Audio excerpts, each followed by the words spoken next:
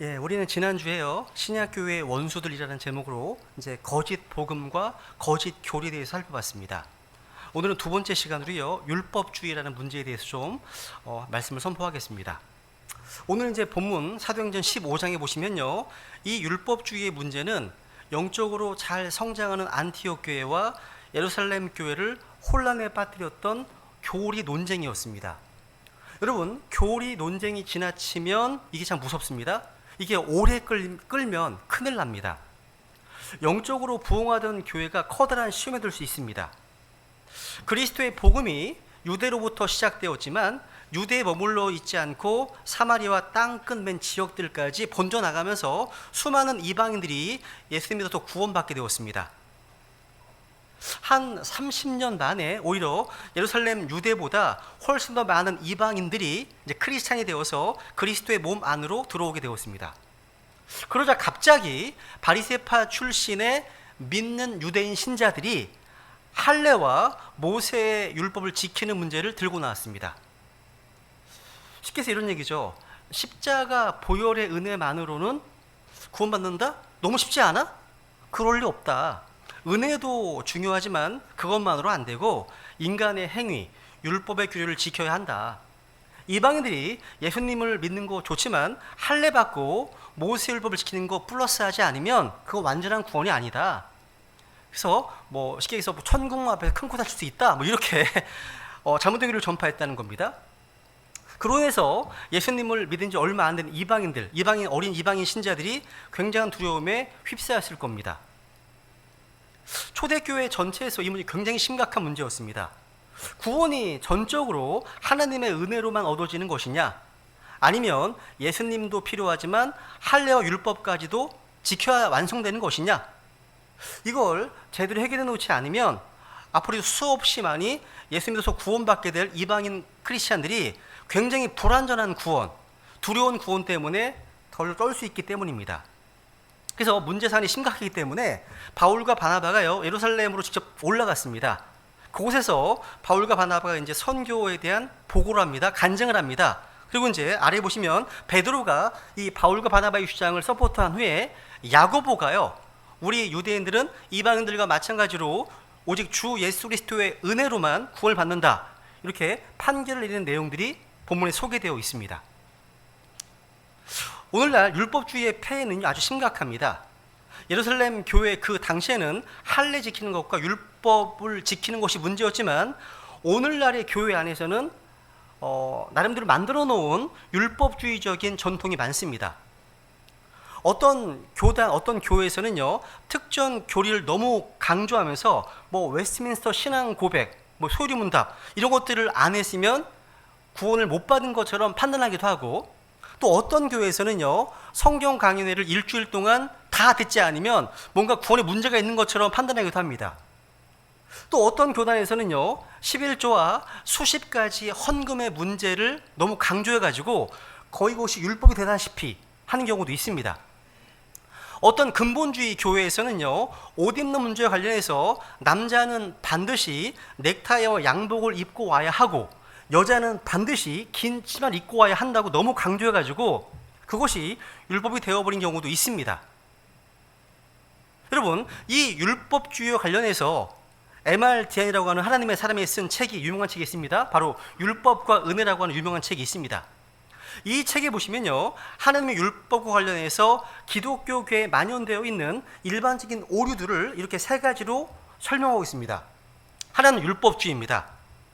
사람이 율법을 지킴으로 구원받는다는 가르침이죠.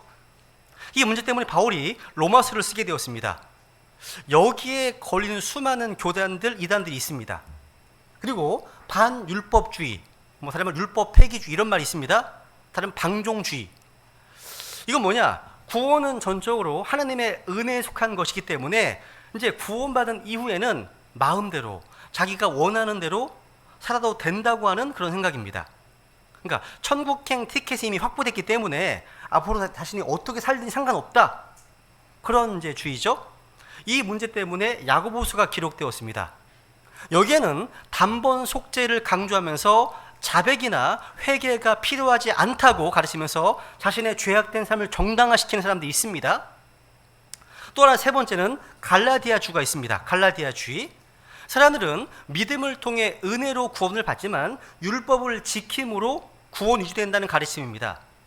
이 문제 때문에 갈라디아서가 기록되었죠. 이 세 가지 율법주의, 또 반율법주의, 갈라디아주의, 이 세 가지 거짓 교리, 오류는요, 오늘날 우리 시대도 만연해 있습니다. 비록 사도행전 15장에서 이 문제가 명확하게 규정되었고 또 서신서에서도 설명되어 있지만 이 오류들은 계속해서 주장되어 왔습니다. 한번 사도행전 15장 다시 보시죠. 여러분, 그리스도의 복음은요, 사마리아를 거쳐 이방인들에게 전달되었습니다. 그 당시 대부분의 구원받은 유대인들은요, 유대인들을 대상으로 복음을 전했던 반면에 바울은 이방인들에게 복음을 전했고 그들이 안디옥에서 처음으로 크리스찬이라고 불렸습니다. 근데 문제가 생겼습니다. 이방인들이 믿음으로 받은 구원에 시비를 거는 무리들이 있었는데 그들이 1절에 나와 있는 유대인들이었습니다. 1절 보시면 유대로부터 내려온 어떤 사람들이 형제들을 가르치며 이르되 너희가 모세의 관례대로 할례를 받지 아니하면 구원을 받을 수 없느니라 함으로 되어 있네요. 여기서 이제 1절에 구원을 받기 위해서 율법을 지켜야 한다고 하는 율법주의가 소개되어 있습니다. 이렇게 초대교회에 율법주의라고 하는 누룩이 스며들어 온 겁니다. 여러분이 율법주의라는 말을 들으면 그 안에 들어있는 율법이라는 단어를 생각해 봐야 합니다. 이 사람들은 율법을 지키지 않으면, 할례를 받지 않으면 구원받을 수 없다고 말하고 있습니다. 이게 사실입니까? 여러분, 구원받을 할례를 받아야 됩니까? 사도행전 16장에 보시면 구원받기 위해서 사람이 행해야 되는 유일한 한 가지는 무엇입니까? 바로 주 예수 그리스도를 믿는 겁니다. 유일한 거죠, 그죠? 여러분, 율법주가 왜 신약교회의 원수입니까? 거짓 복음이기 때문에, 거짓 교리이기 때문입니다. 예수 그리스도께서 십자가에서 완성하신 것에서 멀어지게 하기 때문입니다. 이 교리는요, 사람으로 하여금 자신이 할 수 있는 것에 주목하게 만듭니다. 율법주의는 구원을 얻기 위해서 뭔가를 반드시 해야 한다고 가르칩니다. 근데 성경은 구원 관련해서 주님께서 다 이루셨기 때문에 그걸 말씀하고 있습니다. 다 이루었다. 중요한 것은 내가 뭔가를 행하는 것이 아니라 그리스도께서 이미 행하신 겁니다. 율법주의는 예수님께서 십자가에서 행하신 것으로는 충분하지 않고 내가 해야 할 것들이 있다고 가르치고 있습니다. 우리 베다니 성도들은 예수님께서 나를 위해 십자가에 피 흘려 죽으셨고 부활하셨습니다. 그분께서 행하신 것 충분합니다. 나를 구원하는 것은 내가 하는 그 어떤 일이 아니라 하나님께서 행하신 이 모든 것입니다 라고 이야기를 있어야 됩니다. 우리 고백이잖아요. 이 율법주의 사례들은 너무나 많아요. 물 세례받지 않으면 구원받을 수 없다.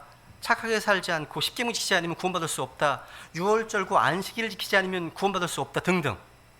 이것은 다 그리스도께서 십자가에서 완성하신 구속사역을 온전히 신뢰하지 않는 겁니다. 여러분, 교회사 가운데 수많은 무리들이 예수 그리스도를 신뢰하고 오직 그분만을 믿음으로 구원받았습니다. 그런데 오늘 본문에서 어떤 사람들이, 유대인입니다. 이들은요 오순절날 베드로의 설교를 통해서 복음을 듣고 구원을 받았습니다. 그러니까 구원받은 유대인들이라는 얘기예요. 이들은 율법을 지키는 것이야말로 구원의 필수 조건이라고 가르쳤습니다. 이게 바로 율법주의입니다. 이들은 아마 성경에서 율법 준수를 명령하는 모든 구절들을 인용해서 자기 주장을 펼쳤을 거예요. 그러니까 이들은 이렇게 얘기했을 것 같습니다. 하나님께서 직접 친히 주신 율법을 무시하는 게 복음이냐고, 또 은혜는 율법을 폐하는 것이냐고 등등, 이런 말로 이방인 신자들을 혼란스럽게 했을 겁니다. 이 당시에는요, 신약 성경이 나오기 전이었음을 생각해 볼 때 인용할 수 있는 로마서나 갈라디아서, 히브리서도 없었습니다. 하지만 이런 그들의 논리는요, 구약과 신약의 차이를 전혀 인정하지 않는 데서 오는 무지였을 뿐입니다. 베드로는 이 부분에서 이렇게 분명히 결론을 내렸습니다. 결론. 같이 읽습니다. 시작. 그런데 이제 너희가 무슨 까닭으로 하나님을 시험하여 멍에를 제자들의 목에 두려워하느냐. 오직 우리는 그들과 마찬가지로 주 예수 그리스도의 은혜를 통해 구원받는다는 것을 믿노라 하니라. 여기 율법주의에 대한 베드로의 결론을 읽어보세요. 그러니까 구원받는 데 있어서 이 율법은 아무 상관이 없다고 말하고 있습니다. 여기 보시면요, 율법을 지키라고 요구하는 것은 하나님을 시험하여 하나님을 시험하는 것입니다. 또 율법은요, 우리 조상들이나 우리가 능히 매지 못하던 멍이랍니다. 이것을 갈라디아서 5장 1절에서는 속박의 멍이라고 표현하고 있죠. 또 유대인들은 이방인들과 마찬가지로 주 예수 그리스도의 은혜를 통해 구원을 받는다, 이렇게 선포하고 있습니다. 그러니까 우리는 그들과 마찬가지로, 여기 주목해 보세요. 유대인들도 구원의 문제에 관한 한 더 이상 율법 준수를 외쳐서는 안 된다는 겁니다. 그래서 유다서 3절에 보시면 공통된 구원, 이렇게 증언하고 있는 겁니다. 공통된 구원. 다시 사도행전 15장 다시 보세요. 두 번째 이슈가 나오는데, 여기 보시면요, 구원받은 성도들이 율법을 지켜야 한다, 이런 이슈가 등장하고 있습니다. 바로 갈라디아 주입니다. 5절 읽습니다. 시작. 바리새인들의 분파에 속한 어떤 믿는 자들이 일어나 이르되 저들에게 할례를 행하고 모세 율법을 지키라고 명령하는 것이 필요하다 하니라. 이들은요, 지금 바리새파에 속하 있는 어떤 유대인 신자들입니다. 근데 이들은 사도행전 15장 2절 이하에서 이제 바울과 바나바를 통해서 이방인들이 어떻게 구원받았는지 선교 보고를 들었습니다. 1절에 나오는 이들은요, 구원받는데 필수 조건이 율법 준수라고 외쳤다면, 지금 5절에서는요, 지금 구원받은 이방인 크리스찬들이 율법을 지켜야 한다고 주장하고 있습니다. 그들에게, 그러니까 믿는 이방인들에게 율법을 이제 지키라고, 할례를 행하라고 명령이 필요하다, 이렇게 가르치고 있습니다. 이게 맞는 말입니까? 이게 오늘날 그 유명한 메시아닉 유대인들이 그들을 개성하고 있는 그런 내용입니다. 메시아닉 운동 아시죠? 그죠? 크리스찬이라면 하나님이 주신 율법이 필요하다, 율법은 지켜야 한다, 이런 주장입니다. 어떻습니까? 우리 구원받은 크리스찬들이 십계명들 안식일을 지키고 유월절을 비롯해서 7명절을 지키는 게 필요한 것입니까? 우리가 할례를 받아야 됩니까? 부정 음식으로 돼지고기를 먹지 말아야 됩니까? 이 부분에 대해서도 예루살렘 교회 영적 리더였던 야고보가 판결을 내렸습니다. 예루살렘에는요, 뭐 베드로, 요한을 비롯해서 많은 사도들과 리더들이 있었는데요, 판결을 내린다는 것은 그 리더들 가운데 리더가 야고보였다는 겁니다. 그래서 여기 보시면 19절에 보시면, 그러므로 내 판결은 이러하니, 내 판결은 우리가 이방인들 가운데서 하나님께 돌아온 자들을 괴롭게 하지 말고 되어 있네요. 야고보는요, 믿는 이방인들로 하여금 율법을 지키게 하지 말라고 합니다.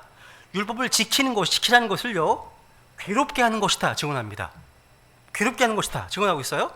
즉, 우리 믿는 성도들이 구원을 받았다면 율법을 지켜야 한다는 주장은 거짓말이고 속임수입니다. 속아서 안 되는 거예요. 이것은 우리 성도들의 자유를 빼앗기 위한 마귀의 간계이고 마귀의 올무인 겁니다. 사도행전 21장은 더 명확히 언급되어 있습니다. 21장 여기 25절 보세요. 읽습니다. 시작.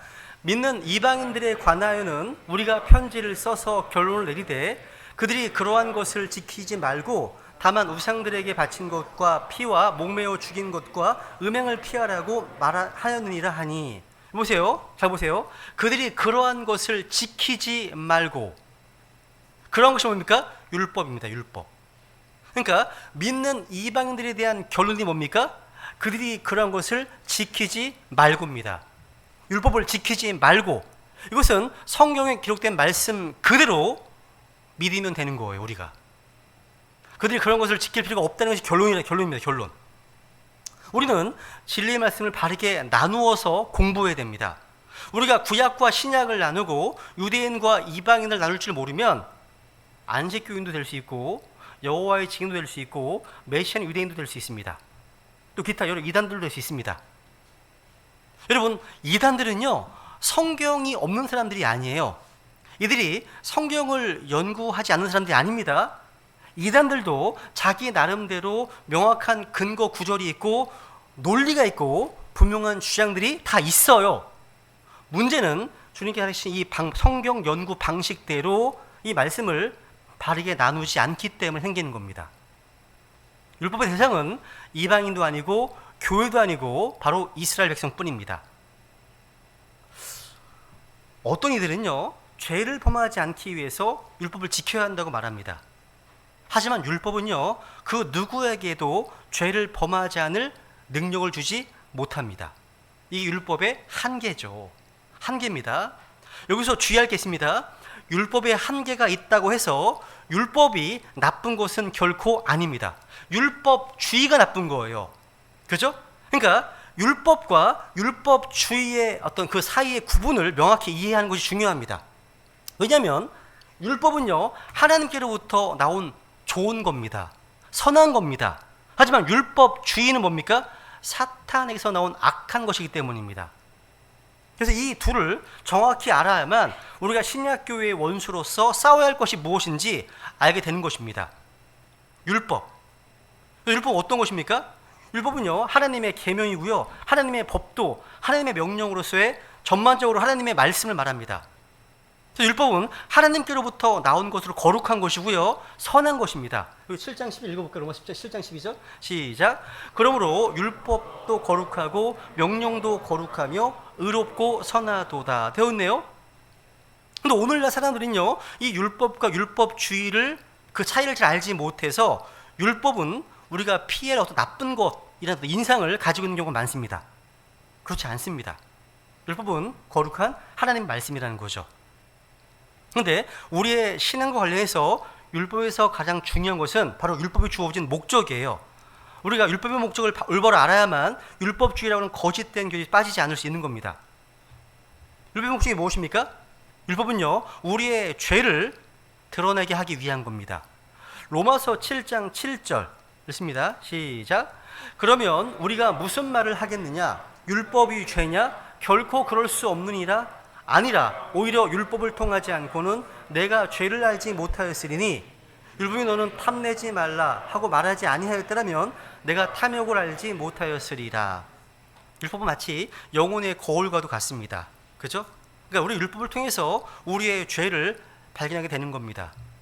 즉 하나님의 율법 앞에 자신을 비춰보면 자신이 하나님 앞에서 얼마나 큰 죄인인지, 자기의 삶의 모든 부분이 그야말로 얼마나 죄로 가득 차 있는지를 발견하게 된다는 거죠. 이처럼 율법은요, 죄를 드러나게 하기 위한 것입니다. 또 하나의 목적은 우리를 율법은요, 그리스도를 인도하는 감독교사입니다. 감독교사. 다시 읽겠습니다. 갈라디아서 3장 24절 시작. 그러므로 율법은 우리를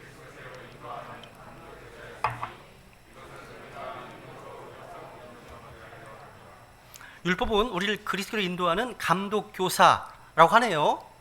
감독교사란 말은 오늘날로 말하면 가정교사 정도 될 겁니다. 이 당시에는요, 노예 중에서 똑똑한 노예를 택해서 자녀들을 가르치고 인도하는 가정교사로 삼았는데 그런 사람을 말하는 겁니다. 그래서 율법은 우리를 그리스도에 인도하는 감독교사 같은 겁니다.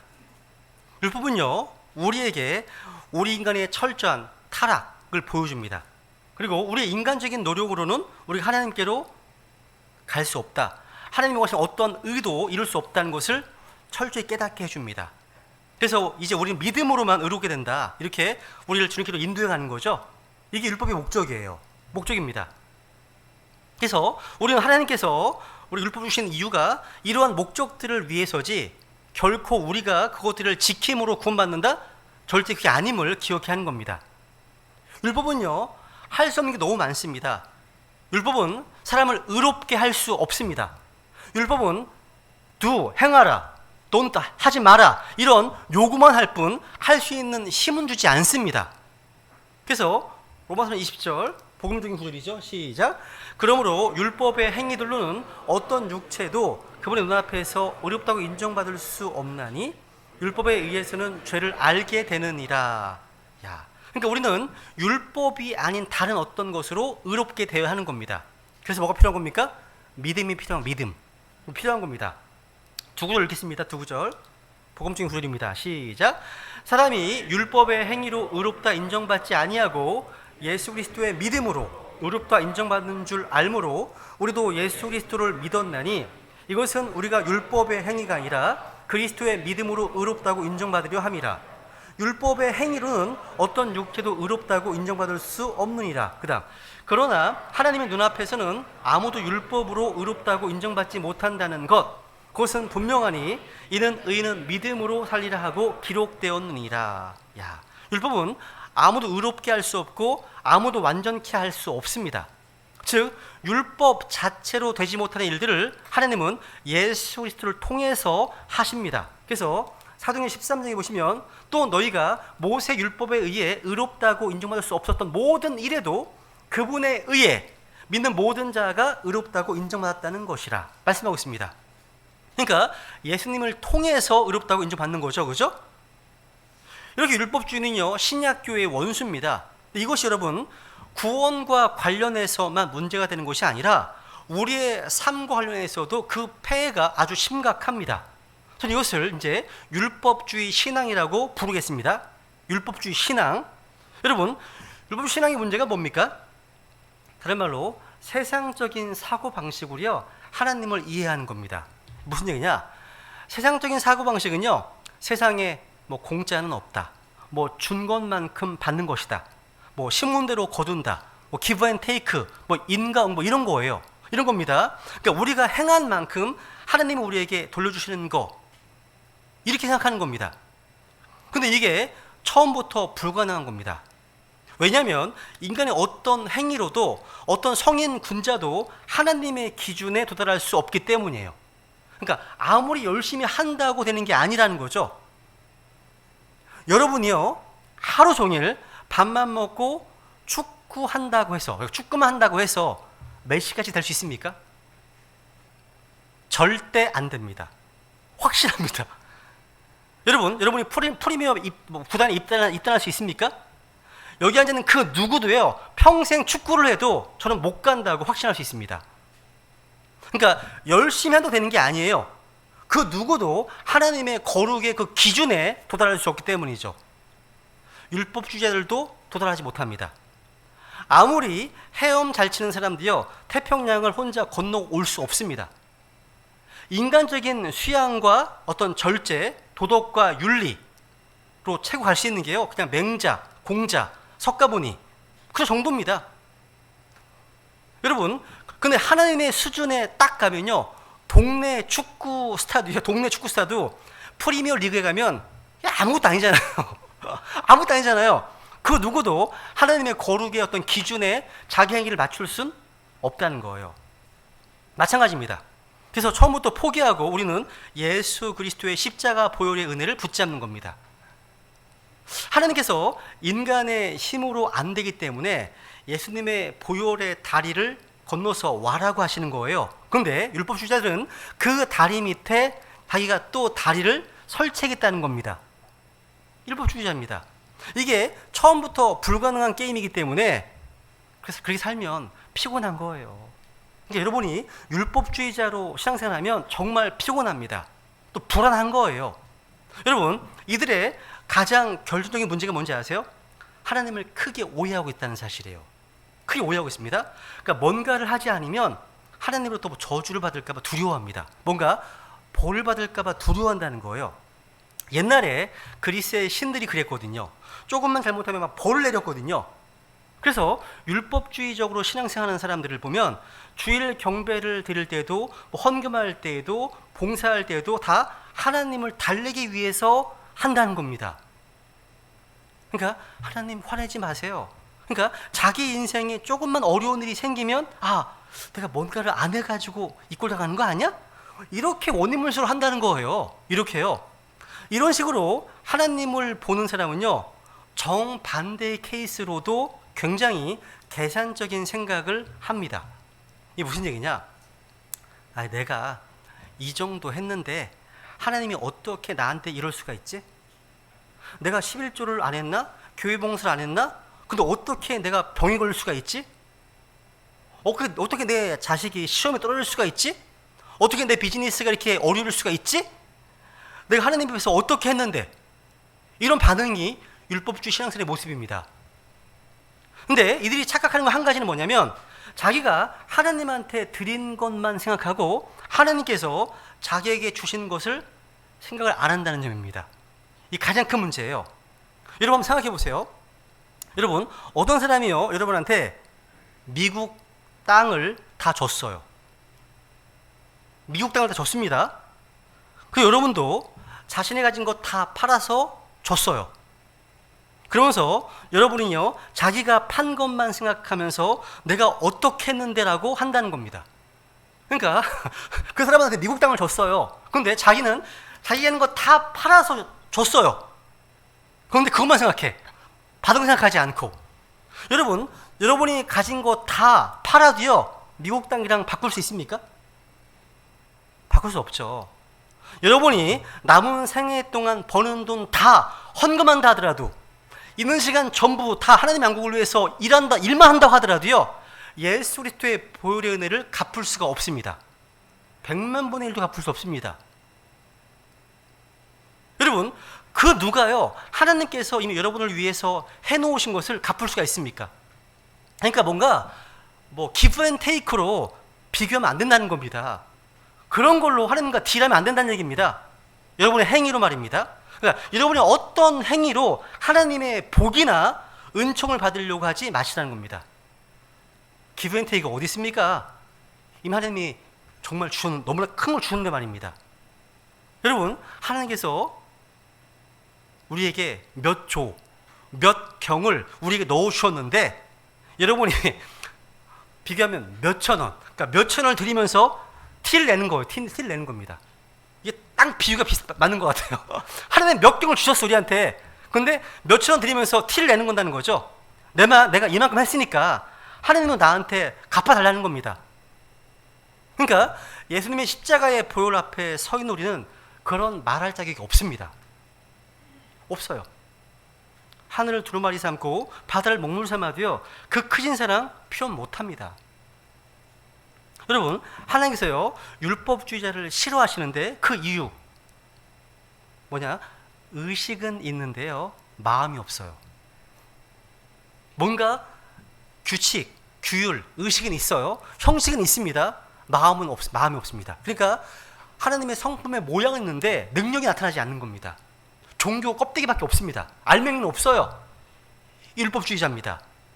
여러분, 뭐냐면 결혼 반지를요 아무리 끼고 있어도 사랑이 없는 결혼 생활이 무슨 의미가 있습니까? 아니, 손에 5캐럿짜리 다이아몬드를 끼고 있다 할지라도요 사랑이 떠난 남편과 살 수가 있습니까? 똑같습니다. 하나님은요 그래서 가식적인 신앙생활, 그러니까 겉과 속이 다른 이런 위선적인 신앙생활을 싫어하시는 겁니다. 하나님은요 또 율법주의자들이 다른 형제들을 압박하고 무시한 때문에 싫어하세요. 무슨 얘기면 누가복음 18장에 보시면요 바리새인과 세리의 비유 기억하시죠, 그죠? 이 바리새인처럼요 자기가 뭔가 이렇게 저렇게 행하고 있다고 해서 그렇지 못한 사람들을 무시하고 판단하는 영적 우월의식이 있어요. 율법주의자에게 그런 게 있다는 거죠. 영적 우월감, 교만이 있다는 거예요. 나 이렇게 하고 있는 넌 안 하네? 판단한다는 거죠. 비교한다는 겁니다. 무시한다는 겁니다. 여러분, 이런 마인드가 있다면 신약교회는 세워질 수가 없습니다. 율법주의적인 신앙이야말로요 그리스도의 몸을 파괴하는 킬러라고 할 수 있습니다. 킬러. 그 교회 지체들이요 율법주의 마인드를 가지고 있으면 이 교회는요 기쁨이 없습니다. 뭔가 경직되어 있는 거 아세요? 딱딱합니다. 마치 오래된 닭처럼 질긴다고 해야 되나요? 그런. 그렇다면 우리 그리스도의 삶의 원리가 무엇이어야 됩니까? 성경은요 우리가 거룩한 삶을 살아야 한다고 선언하고 있습니다. 어떻게 거룩한 삶을 살아야 될까요? 율법주의가 아니라는 거예요. 겉모양만 아니라는 거죠. 중요한 게 뭐냐? 우리의 속입니다. 하나님의 은혜, 하나님의 사랑, 믿음, 이게 키포인트입니다. 따라해보세요. 하나님의 은혜와 사랑, 믿음, 이게 키포인트입니다. 성경은요 우리의 거룩한 삶이요 은혜의 산물이라고 증언하고 있습니다. 디도서 2장을 보세요. 2장 11절 12절 같이 읽습니다. 시작.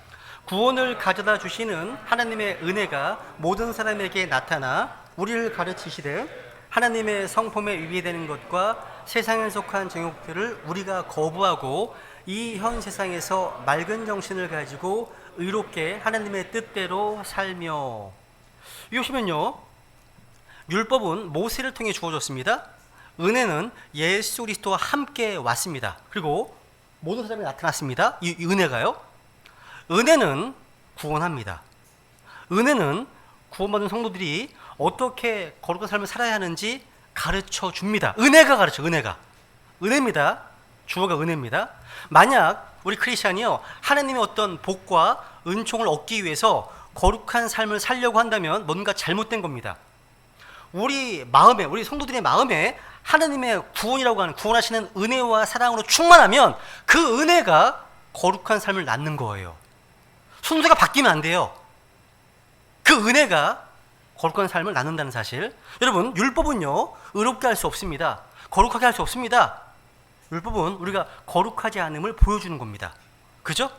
그러니까 우리 크리스찬 삶을 사는 열쇠는요, 갈보리산에서 발견되는 것이지 결코 신의 산이 아니라는 거죠. 골로새서 2장을 볼게요. 골로새 2장 6절 7절 여기 보시면요, as so 구문이 나옵니다. as so 구문이 나오는데 같이 읽습니다. 시작.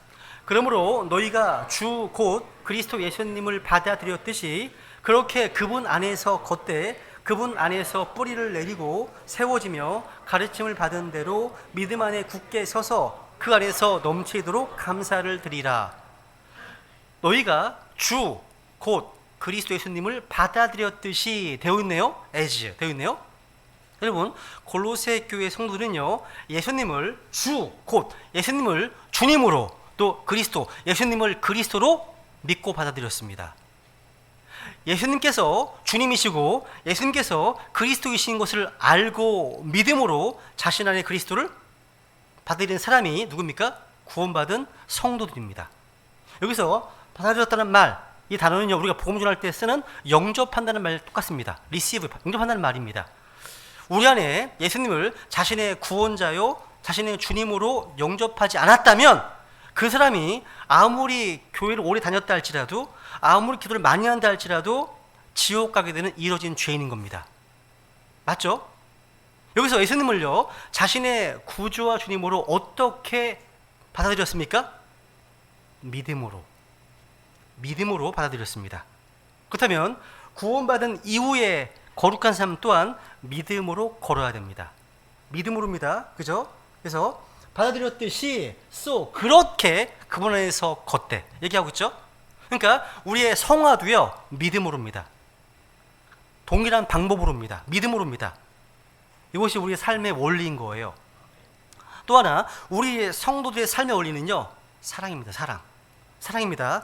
요한일서 3장 16절에 보시면, 요한일서 3장 16절, 하나님께서 우리를 위해 자신의 생명을 내놓으셨으므로 이곳에 우리가 그분의 사랑을 깨닫나니 우리가 형제들을 위해 우리 생명을 내놓아야만 하느니라. 그러니까 하나님께서 우리를 위해서 하신 그대로 우리는 형제들에게 해야 한다는 거죠. 에베소 5장 읽습니다. 시작. 그러므로 너희는 사랑스러운 자녀들로서 하나님을 따르는 자들이 되고 그리스도께서 또한 우리를 사랑하사 우리를 위해 자신을 향기로운 냄새의 헌물과 희생물로 하나님께 드리신 것 같이 사랑 안에서 걸으라. 주님께서는요, 우리를 사랑하셔서 자신의 몸을 향기로운 헌물 희생물로 드리셨습니다. 주님께서는요, 우리를 사랑하셔서 자신의 피로 우리의 죄를 우리를 씻으셨습니다. 주님께서는 나를 사랑하심을 알려면 나를 위해 자신을 주셨습니다. 이것이 우리 주님의 사랑이죠. 사랑. 이제 우리는 그 주님의 사랑 안에서 걸어야 됩니다. 사랑 안에서요. 요한복음 15장 9절에 보면요, 아버지께서 나를 사랑하시는 것 같이 나도 너를 사랑하였으니 너희는 내 사랑 안에 거하라 말씀하십니다. 내 사랑 안에 거하라. 이제 우리는 주님의 사랑 안에 걸어야 됩니다. 그래서 사랑 안에서 걷는다는 것은요, 모든 일을 사랑으로 행해야 되는 것을 말하는 겁니다. 법이나 어떤 규칙, 규율이 아니라 사랑으로 걷는다는 것. 이게 무엇인지 이렇게 비유를 드리면 좀 이해가 빠르실 겁니다. 여러분, 사랑으로요, 뭔가 섬기고 봉사를 하게 되면 그 율법이나 규칙이나 규율도 필요가 없어집니다. 그거 아세요? 이런 거예요. 어떤 사장이에요. 직원이 필요해서 사람을 뽑았다고 해봐요. 그러면 이제 근로계획서를 작성합니다. 고용할 사람에게 월급, 휴가, 휴식 시간, 특근 조건, 여러 가지 기타 조건을 약속하지 않습니까? 일주일에 40시간. 약속된 시간에 일을 하고 일정한 작업량을 완수하고서 이제 합의를 보잖아요. 규칙을 지키지 못하면 계약이 깨어지고 둘 중 하나입니다. 고용인이 파업에 들어가든지 아니면 고용주가 해고하든 둘 중 하나입니다. 그러니까 법적으로요, 쌍방의 책임이 상세히 기록됩니다. 이럴 경우 고용인은 법 아래에 있습니다. 법 아래에 있습니다. 그래서 계약한 대로 책임을 다하잖아요. 월급과 모든 혜택을 다 받습니다. 근데 이 고용인이요, 아주 젊은 여인이었다고 가정해 보죠. 근데 이 고용주가 총각이었습니다. 이 고용주가 이 고용인과 사랑하는 사이가 되었습니다. 마침내 이들은 결혼을 해서 또 부부가 됐습니다. 이 여인은요, 자신의 직장을 그만두고서 이제 둘이 새 집으로 이사를 가게 됩니다. 여러분, 이제 그 고용인, 그 그녀는요, 아내가 된 순간부터는 고용인이 아닌 거죠. 더 이상 어떤 법 아래 있지 않습니다. 계약 아래 있지 않습니다. 아내로서 그녀에게 계약서를 주지 않습니다. 근데 아내는 남편을 사랑하게 되고, 그리고 이 아내가 그 남편이 고용됐을 때보다도 남편을 더 기쁘게 해주려고 합니다. 더 이상 법 아래 있지 않습니다. 시간을 보지 않습니다. 지켜야 될 규율도 없습니다. 남편이 뭘 원하는지 다 알고 있습니다. 다 짐작하고 있습니다.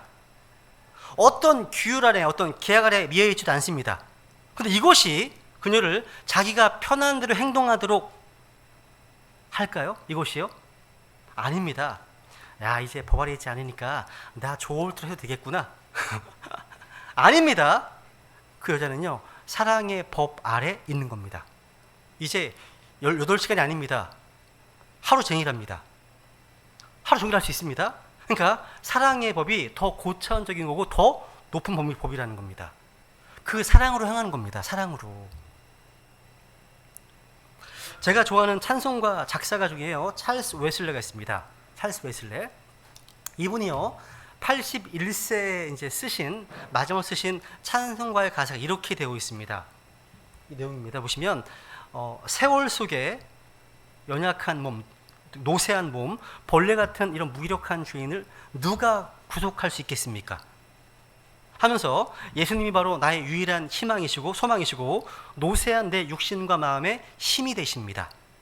오, 내게 한번 미소를 주셔서 영혼으로 들어가게 하옵소서. 이런 가사를 썼습니다. 저는 되게 마음에 와닿았습니다. 이 가사가요. 특히 최근 들어서 그렇습니다. 우리는 조금 있으면요, 우리 삶의 여정을 마칠 겁니다.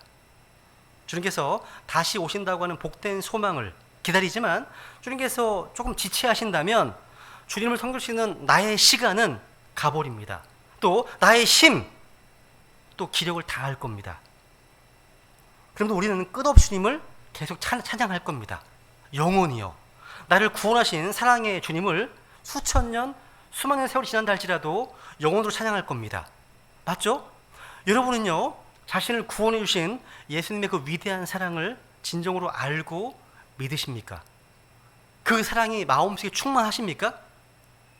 그렇다면 그 사랑 안에 거하시고 그 사랑 안에서 걸으시라는 겁니다. 율법주의가 아니라는 겁니다. 우리 삶은 율법주의가 아닌 우리 속에 구원하시는 하나님의 은혜와 사랑으로 충만하면 삶이 변화됩니다. 바뀝니다. 성화를 이루게 된다는 거죠. 성화를. 우리 이 시간요, 신약교회의 원수로서 율법주의에서 좀 바르게 이해하고 우리의 삶이요, 우리를 구원해 주신 하나님의 은혜와 사랑으로 충만케 되어서 거룩한 삶을 이루어낼 수 있도록 결단하시면 주님 앞에 우리의 필요를 구하겠습니다. 기도하겠습니다.